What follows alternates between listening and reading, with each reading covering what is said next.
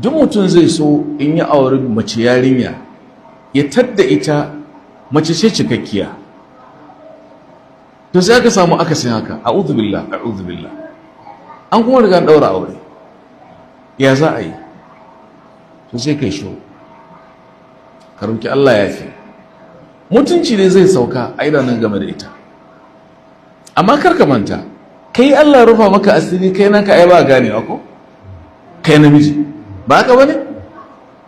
to tunda Allah ya kaddara haka, kila shedan yayi shedan akanta, kai ba a gane naka, nata gashi ya tabbata, to yaya a rufa asiri?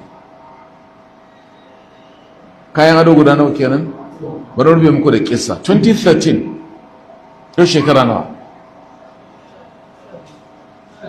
Shekara 12 ko? To ina Makka na je umra, sai wani ɗalibi ke ban labari ya ce akwai wata yarinya a Makka fa da wani mutum ya aure ta, da ta zo gidan kwana biyu sai ciki, sai ce ya haka? Ta ce wallahi ba naka bane, ba naka bane. ta yake haka? Ta ce amma wallahi na yi kuka kamar raina zai, na rasa yadda zai,